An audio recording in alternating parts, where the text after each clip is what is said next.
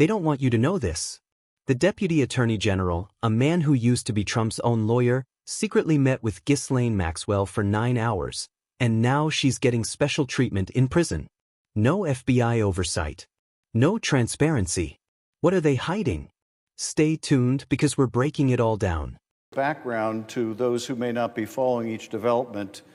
You have Epstein at one point describing himself as one of Donald Trump's closest friends.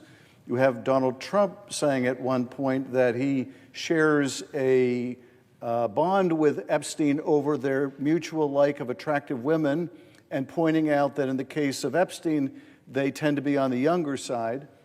You have the president recently acknowledging his upset with Jeffrey Epstein for stealing young women from Mar-a-Lago to buy Epstein for purposes that he did not disclose, the president did not disclose. Tragically, in April, one of those women, one of those children, underage women working at Mar-a-Lago, committed suicide. She was a victim of the Ghislaine Maxwell, Jeffrey Epstein sex trafficking. Just this past April, she took her own life. But she was one of those women, apparently, that Trump was upset that Epstein was taking away from him at Mar-a-Lago. Now, it certainly begs the question of what did Trump think Jeffrey Epstein was doing with these young women he was taking from Mar-a-Lago? So these are just some of the questions we hope will be answered. But of course, after promising the MAGA base that he would disclose these files, after Bondi promised, and Kash Patel promised, and Trump promised, they've reneged on this. So this is the backdrop in which the Deputy Attorney General Todd Blanch goes to visit the #1 co-conspirator, Maxwell. And the other background piece of this is that Todd Blanch isn't just some Deputy Attorney General. Todd Blanch is Trump's former criminal defense lawyer. Todd Blanch is the guy that sat in the courtroom in Manhattan helping to defend Donald Trump against the Stormy Daniels allegations against him, for which Donald Trump was convicted of multiple felonies. And as you'll remember from the Judiciary Committee, when Blanch came for his confirmation hearing, you and I were both concerned about whether Blanch would be able to shed his role as Trump's criminal defense lawyer when he adopted the new role of being the #2 person in the Justice Department. So all this begs the question of when this very unusual thing happened where the #2 person in the Justice Department goes to talk to the co-conspirator, this child sex predator. Is he acting as Trump's defense lawyer, or is he acting as a deputy AG?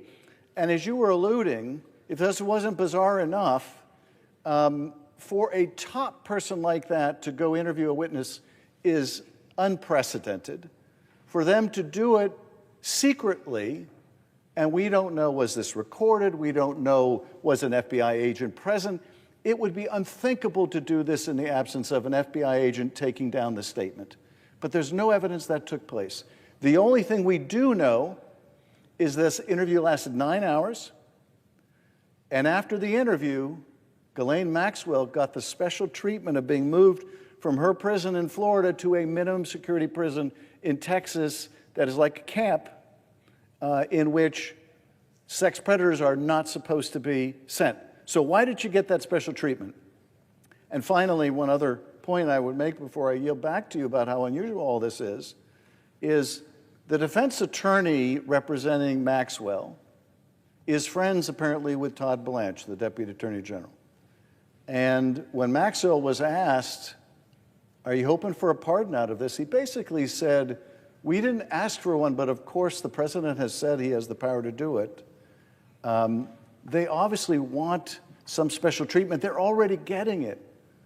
But we have no record of any of this. So yes, this is so unusual, extraordinary, unprecedented.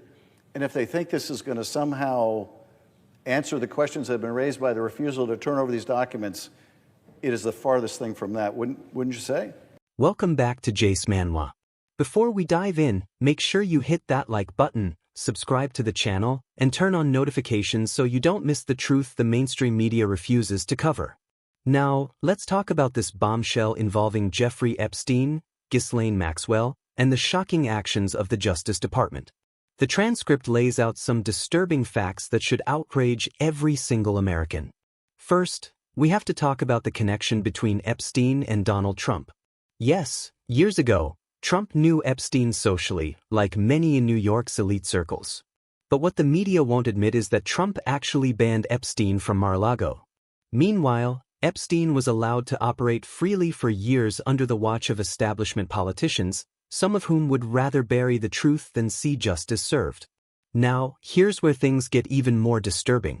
Deputy Attorney General Todd Blanch, who used to be Trump's defense attorney, personally visited Ghislaine Maxwell in prison. 9 hours behind closed doors. No FBI oversight, no record of what was discussed. That is completely unprecedented. Why is the number 2 person in the Justice Department talking privately to a convicted sex trafficker? And why is it happening in total secrecy? After that meeting, Maxwell was moved from a high-security Florida prison to a low-security facility in Texas, basically a prison camp. Sex offenders aren't supposed to be sent there. So who pulled the strings? And what was promised in that 9-hour meeting? These are the questions the American people deserve answers to. And then there's the fact that Todd Blanch has personal ties to Maxwell's defense attorney. That is a clear conflict of interest. If this was any ordinary citizen, they would be thrown under the jail. But because it involves political elites and connected insiders, everything happens in the dark. And while the establishment tries to spin this, remember one thing. Trump promised to release the Epstein files. Bondi promised. Kash Patel promised. And yet here we are, no transparency. If they really wanted to clear the air, they would release every single file and let the American people see the truth for themselves. This isn't about left versus right anymore. This is about a corrupt system that protects its own while ignoring the victims. We need accountability. We need those files released. And we need to know what the Justice Department is hiding. If you agree that it's time to demand answers, like this video, subscribe to Jace Manhwa, and share this everywhere. The truth has to come out, because if we don't hold these people accountable now, they'll keep doing it in the shadows. Now, what do you think happened during that 9-hour meeting with Maxwell? Let me know in the comments.